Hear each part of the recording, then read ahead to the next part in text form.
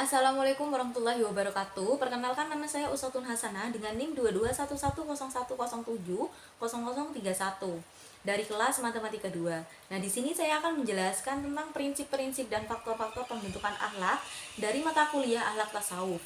Baik, sebelum memasuki prinsip-prinsip dan faktor-faktor pembentukan akhlak, apa sih akhlak itu? Nah, secara singkat, akhlak itu berarti kesopanan dan agama atau budi pekerti. Terdapat pula kata akhlakul karimah yang berarti perbuatan mulia, yang terpuji yang diwujudkan dalam sikap, ucapan maupun perbuatan. Nah, di sini akhlakul karimah ini sesuai dengan ajaran Islam yang terdapat di buku komik atau akhlak dalam Al-Quran yang dikemas dalam bentuk animasi sehingga jadi menyenangkan untuk dipelajari. Prinsip pembentukan akhlak. Berbicara masalah pembentukan akhlak ini sama dengan halnya berbicara tentang tujuan pendidikan. Karena banyak sekali dijumpai bahwasannya para ahli mengatakan pendidikan adalah pembentukan akhlak. Seperti pendapat Muhammad Al-Abrasi yang dikutip Plak Abu Dinata dalam buku yang berjudul Akhlak Tasawuf. Bahwa pendidikan budi pekerti dan akhlak adalah jiwa dan tujuan pendidikan Islam. Akhlak ini dibagi menjadi dua, yaitu akhlak mahmudah atau akhlak karimah, yaitu terpuji, dan akhlak mazmumah, yaitu tercela. Akhlak terpuji ini yaitu jika perbuatan-perbuatan yang ditampilkan itu bernilai baik, sehingga pantas mendapat pujian. Sedangkan akhlak mahmudah didasarkan pada keyakinan yang kuat. Keyakinan itu menghujam, mengakar kokoh sekaligus memancarkan, mengeluarkan buah kemuliaan akhlak. Di sini juga terdapat beberapa prinsip-prinsip akhlak yang menjadi suri teladan bagi kaumnya, yaitu antara lain rasa malu, mulia hati, pemberani, pemaaf, penyabar. Di sini saya akan menjelaskan yang pertama itu rasa malu. Rasa malu ini terdapat dua perspektif. Yang pertama itu perspektif Islam. Menurut bahasa Arab berasal dari kata al-haya yang merupakan bentuk dari hayy, al-hayat yang artinya hidup. Terkait dengan asal kata malu dalam bahasa Arab itu ahaya. Menurut Imam Ibnu Qayyim al-Zawjiyah berkata, ketika akhlak mulia ini malu benar-benar melekor pada pelakunya, maka dia akan hidup lebih kuat dan sempurna. Dengan demikian, perilaku malu diambil dari kata al-hayat yang artinya hidup, dan itulah nama dan makna hakiki dari malu. Yang selanjutnya malu perspektif psikologi. Konsep ini secara bergantian untuk menjelaskan emosi malu orang Melayu di dalam kajian psikologi. Hal ini merujuk pada penggunaan istilah yang beragam dalam menggambarkan emosi atau malu menggunakan bahasa Inggris. Istilah yang digunakan menggambarkan emosi malu di dalam bahasa Inggris dibedakan menjadi shame, atau shyness, serta embarrassment. Beberapa penelitian yang mengkaji menggunakan bahasa dan emosi ini. Menurut Mark Ellery, sebagian besar konseptualisasi penelitian shyness yang ada di dalam kajian psikologi dapat dilepaskan ke dalam 3 kategori. Yang pertama itu konsep shyness yang didefinisikan sebagai pengalaman subjektif yang ditandai dengan ketakutan, kegelisahan dalam interaksi interpersonal. Yang kedua, yaitu shyness yang didefinisikan sebagai penghambatan, keengganan, dan penghindaran sosial. Yang ketiga itu shyness yang didefinisikan sebagai sindrom psikologis yang mencangkup kecemasan sosial subjektif sekaligus penghambatan perilaku sosial. Jadi tiga-tiganya ini masih berkaitan dengan perspektif psikologi itu. Selanjutnya yang kedua yaitu mulia hati. Mulia hati ini ketunduhan kebenaran dari menerimanya dari siapapun datangnya, atau bisa disebut dengan angkuh. Contohnya tolong menolong, menyapa ketika temu orang lain di jalan, menghormati yang lebih tua, dan lain-lain. Selanjutnya yaitu pemberani. Al-Ghazali berpendapat bahwa keberanian atau al-syaja'ah adalah keutamaan dari kekuatan amarah.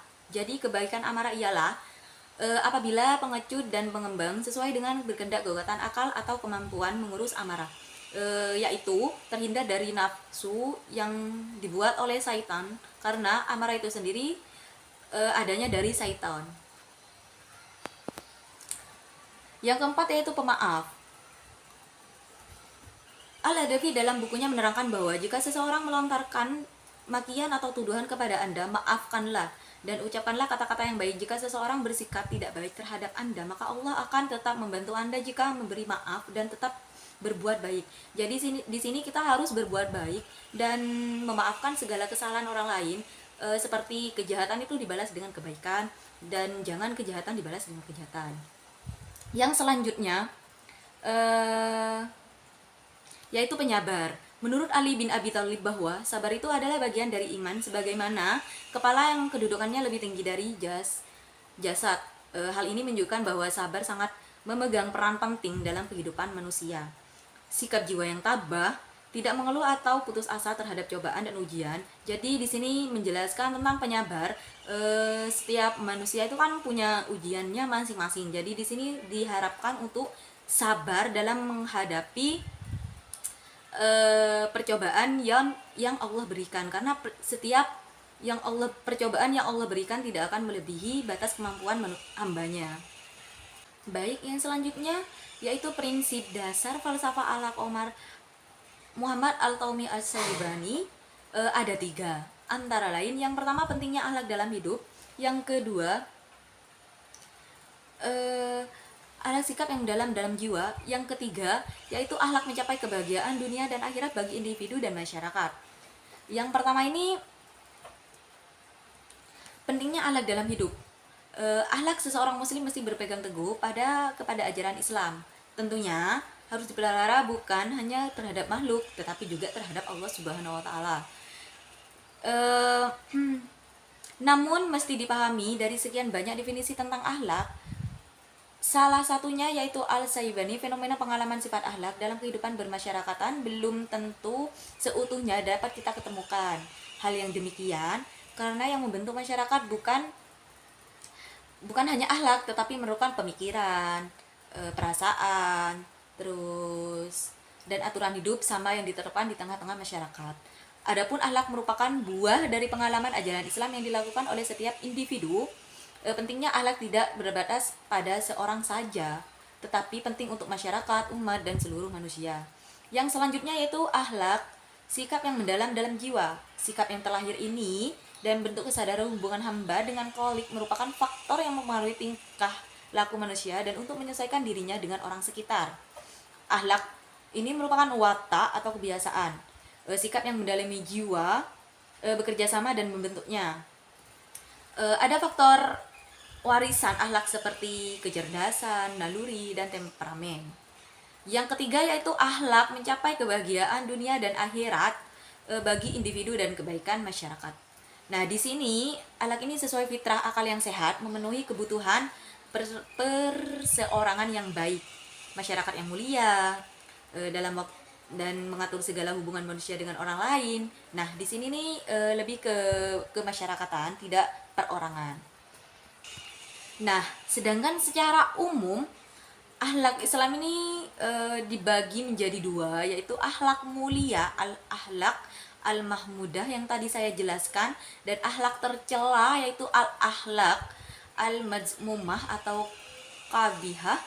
Nah, akhlak mulia di sini yang harus kita terapkan dalam kehidupan sehari-hari, sedangkan akhlak tercela, akhlak yang harus kita jauhi sampai kita praktikkan dalam kehidupan sehari-hari.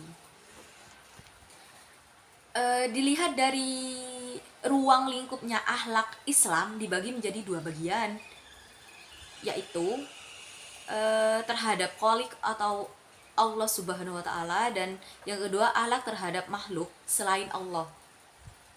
Nah, di sini saya akan menjelaskan tentang akhlak terhadap makhluk masih dirinci lagi menjadi beberapa macam, seperti akhlak terhadap sesama manusia, akhlak terhadap makhluk hidup lain manusia seperti tumbuhan, binatang, serta akhlak terhadap benda mati.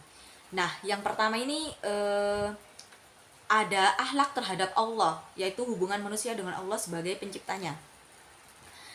Di sini bersyukur kepada Allah serta menyembah dan menaati segala titahnya. Contohnya tuh sholat. Sholat itu kan diwajibkan oleh Allah dan kita harus melakukannya.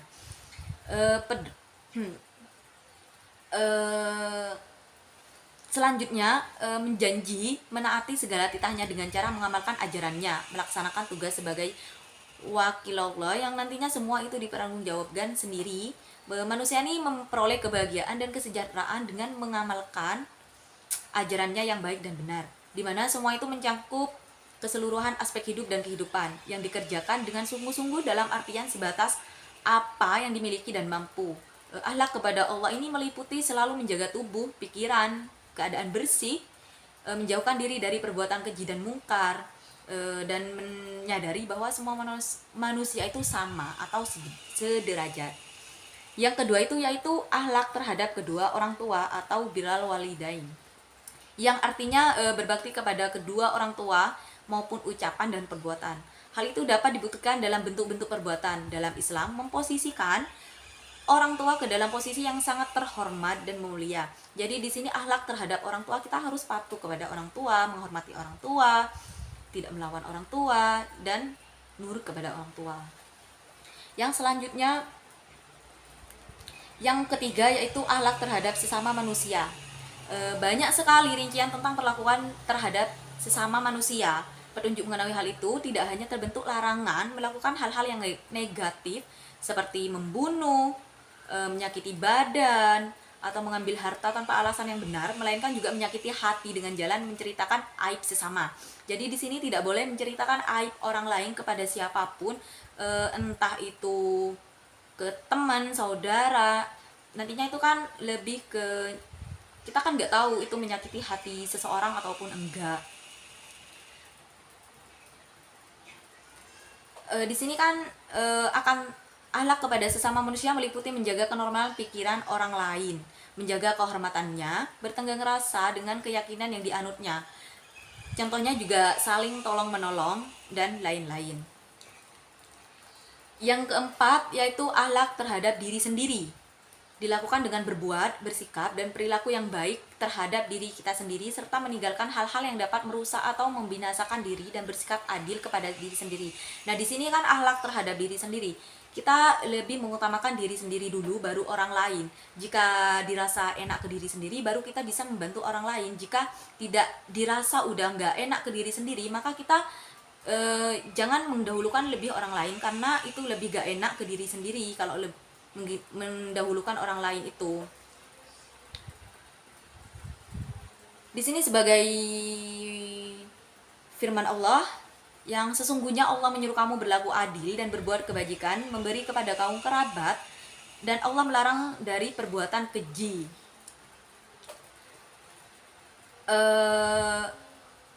Contohnya itu kayak kita selalu rendah hati, selalu menghargai siapa aja yang menghadapinya, orang tua, itu muda atau kaya, terus atau miskin. Nah, di sini kita harus menghakikat dirinya sebagai manusia, tidak untuk bersikap sombong atau angkuh di muka bumi, karena kita derajatnya sama. Yang kelima yaitu akhlak terhadap lingkungan atau alam. Akhlak terhadap lingkungan ini contohnya seperti termasuk air, udara, tanah, tumbuh-tumbuhan, dan hewan. Kita tidak boleh merusak alam itu, karena di sini juga dijelaskan bahwasannya, dan apabila berpaling ia berjalan di bumi untuk mengadakan kerusakan padanya dan merusak tanaman-tanaman, binatang, dan Allah menyukai kebinasaan. Seperti menyadari bahwa alam ini dimanakan oleh Allah kepada manusia untuk mengelolanya, bukan merusaknya. Keanekaragaman dalam memanifestasikan kekuasaan Allah dalam menggunakan setiap karunia yang diwujud di dalamnya, ya seperti mengeksploitasi, melakukan monopoli, menimbun, dan perlu dijiwai dengan rasa syukur. Lingkungan di sini segala sesuatu yang di sekitar manusia, baik binatang, tumbuhan, maupun benda-benda yang bernyawa. Akhlak yang diajarkan Al-Quran terhadap lingkungan bersumber dari fungsi manusia sebagai manusia. Kekhalifahan menuntut adanya interaksi antara manusia dengan sesamanya dan manusia terhadap alam. Yang selanjutnya, faktor pembentukan akhlak.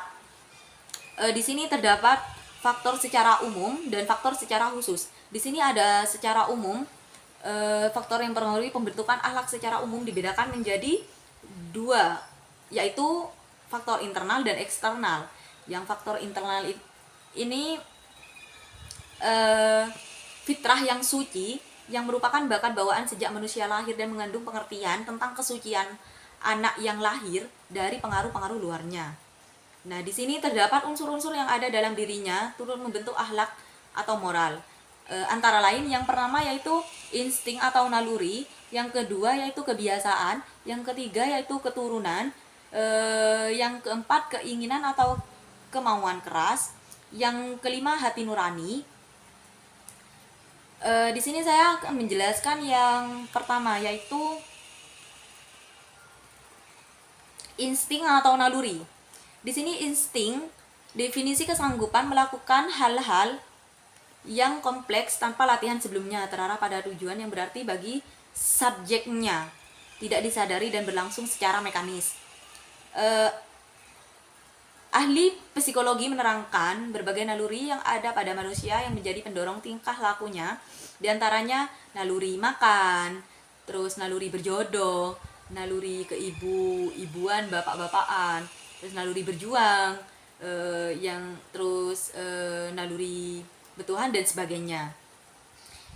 Yang kedua yaitu kebiasaan. Salah satu faktor penting yang pembentukan akhlak adalah kebiasaan atau adat istiadat.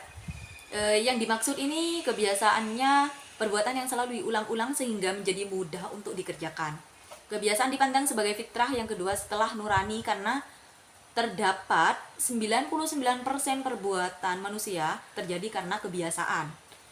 Contohnya, makan, minum, mandi, dan cara berpakaian. Nah, itu merupakan kebiasaan yang sering diulang-ulang setiap harinya. Yang ketiga yaitu keturunan. Di sini ada beberapa pendapat, misalnya pendapat Ahmad Amin mengatakan bahwa perpindahan sifat-sifat tertentu dari orang tua kepada keturunannya maka disebut al-waratsa atau warisan sifat-sifat. Nah, di sini warisan sifat orang tua terhadap keturunannya ada yang sifatnya langsung dan tidak langsung. Artinya langsung terhadap anaknya dan tidak langsung terhadap anaknya. Misalnya terhadap cucunya.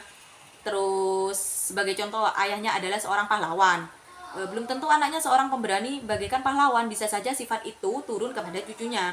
Jadi nggak selalu orang tua tuh sifatnya nurun ke anaknya, bisa jadi nanti ke cucunya gitu. Yang keempat yaitu keinginan atau kemauan keras.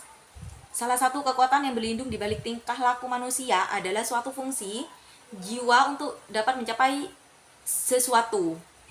Kehendak ini merupakan kekuatan dari alam, itulah yang menggerakkan manusia berbuat dengan bersungguh-sungguh, dapat bekerja sampai larut malam dan pergi menuntut ilmu di negeri yang jauh berkat kekuatan azam atau kemauan keras. Jadi apapun bentuk kemauan, jika kita mau maka kita akan mencapai sesuatu itu sampai kita dapat. Yang selanjutnya, yang kelima yaitu hati nurani. Pada diri manusia terdapat suatu kekuatan yang sewaktu-waktu memberikan peringatan atau isyarat apabila tingkah laku manusia berbeda di ambang bahaya dan keburukan. Kekuatan tersebut adalah suara hati yang ada di dalam bahasa Arab disebut dengan dhamir. Dalam bahasa Inggris disebut conscience atau sedangkan conscience yaitu sistem nilai moral seseorang. Nah, di sini kesadaran akan benar dan salah dalam tingkah laku. Fungsi hati nurani ini untuk memperingati bahayanya perbuatan buruk dan berusaha mencegahnya. Jika seseorang terjerumus pada keburukan, maka batin merasa tidak senang atau merasa menyesal, kesal, dan selain memberikan syarat untuk mencegah dalam keburukan itu. Nah, jika memberikan kekuatan yang mendorong manusia untuk melakukan perbuatan yang baik, oleh karena itu, hati nurani kita akan mendorong untuk melakukan hal yang baik itu. Termasuk salah satu faktor ikut membentuk akhlak manusia. Yang selanjutnya yaitu ada faktor eksternal. Faktor eksternal ini ada beberapa pengaruh. Yang pertama itu pengaruh lingkungan, yang kedua pengaruh keluarga, yang ketiga pengaruh sekolah, yang keempat pengaruh masyarakat. Yang pertama yaitu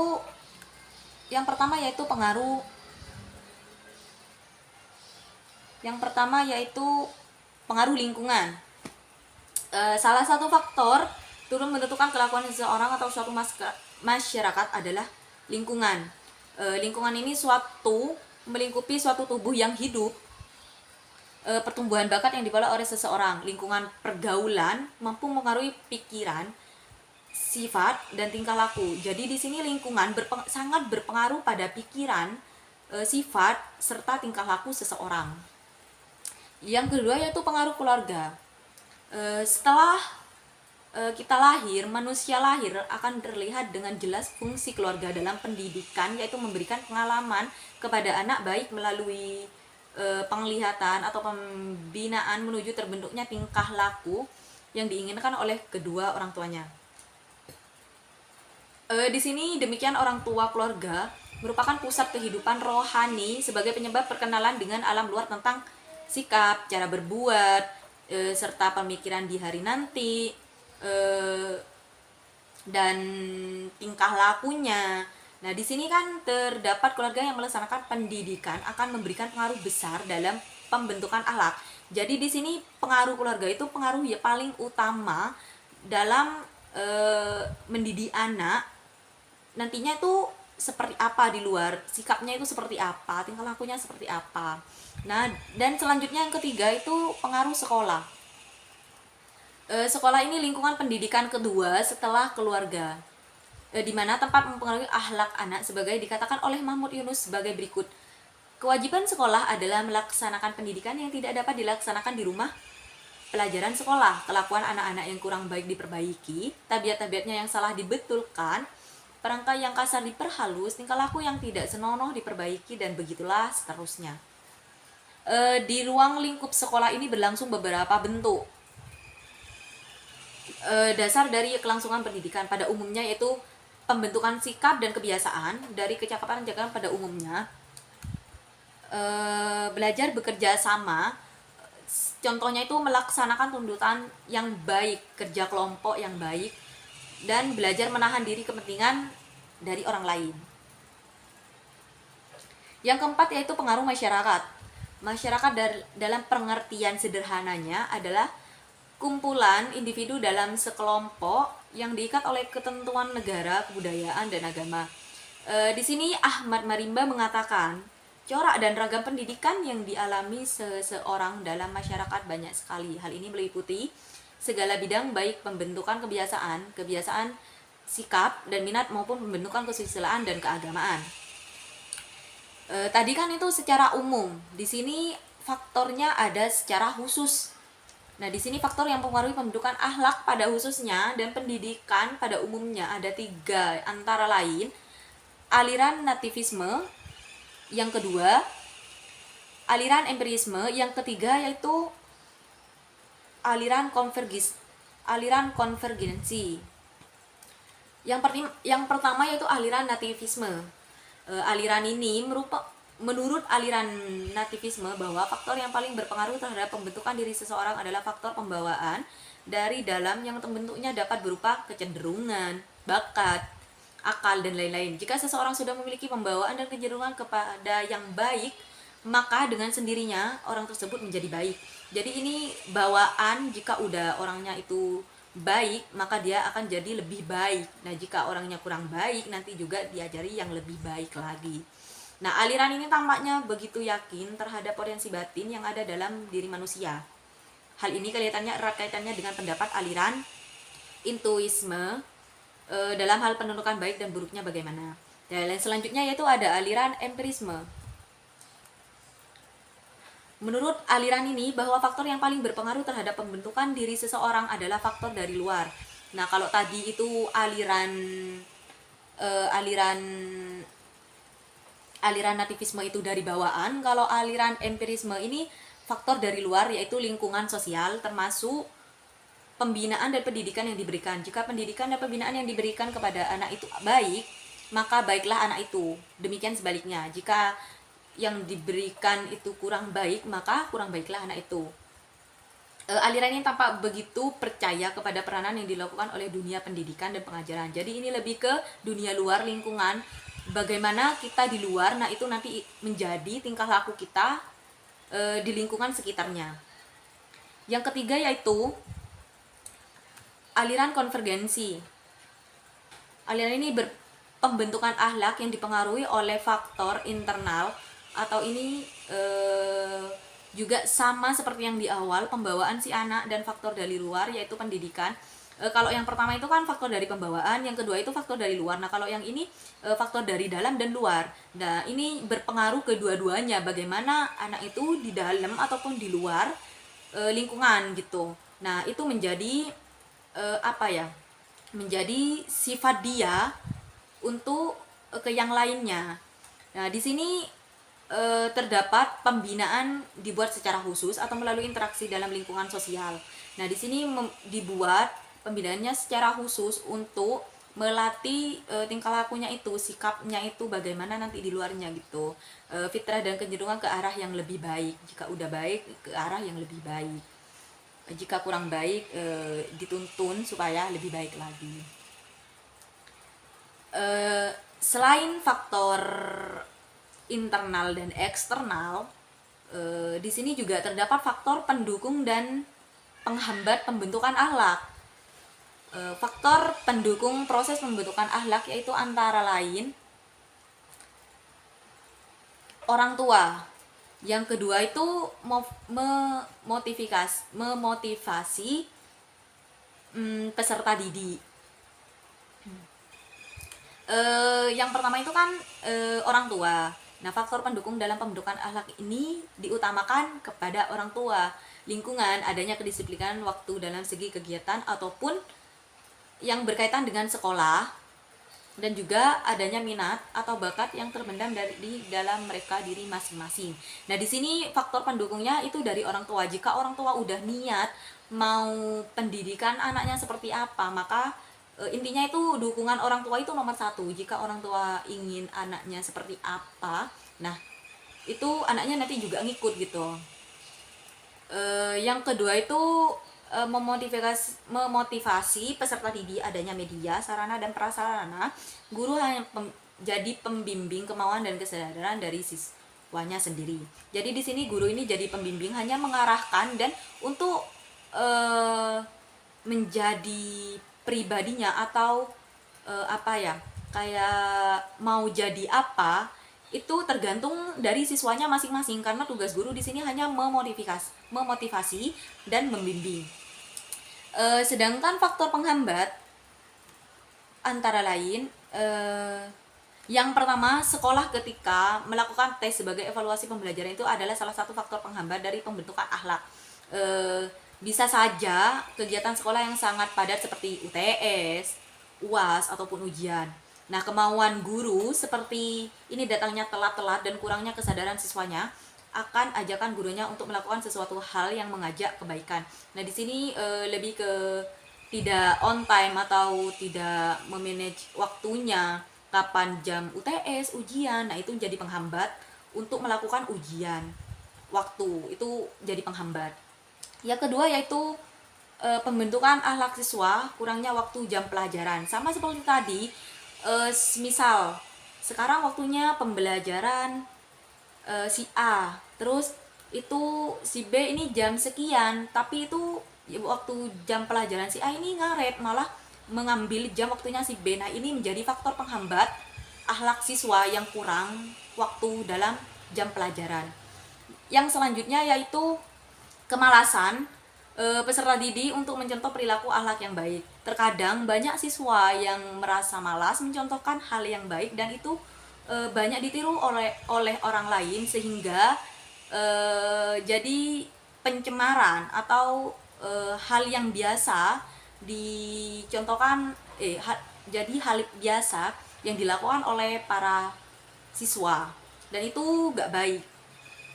Kita harus mencontohkan hal yang baik agar ditiru juga yang baik-baik saja. Yang terakhir yaitu faktor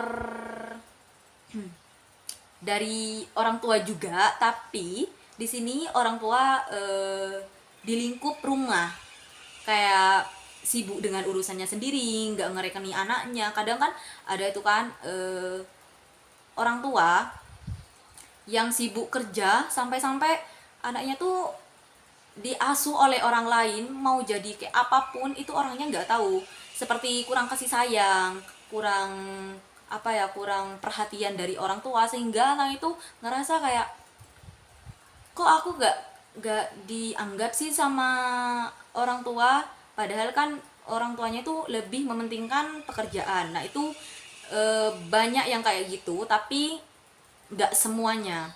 Tapi terkadang ada orang tua yang kayak gitu mementingkan eh, kerjanya, anaknya itu malah diasuh oleh orang lain. Itu nggak baik. Yang terakhir yaitu karakteristik akhlak dalam Islam. Di sini ada 5 karakteristik yang terdapat pada perbuatan akhlak.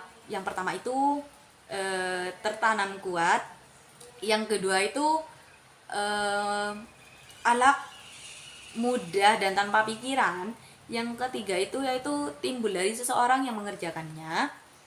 Terus yang keempat itu akhlak itu bukan main-main.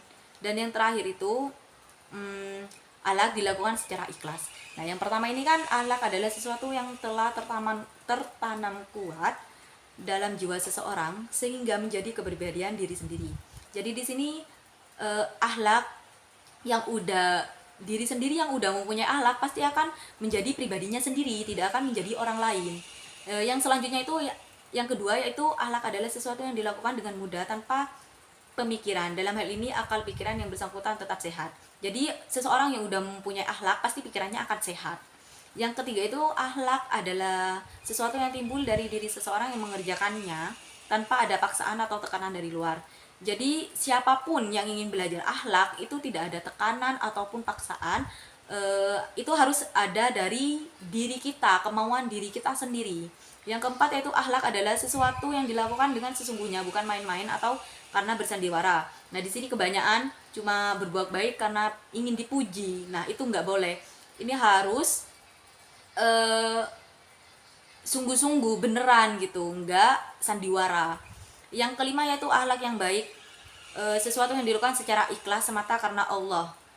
Kita harus melakukan segala kebaikan itu, usahakan itu karena Allah, bukan karena minta timbal balik atau pengen dibaikin juga. Di sini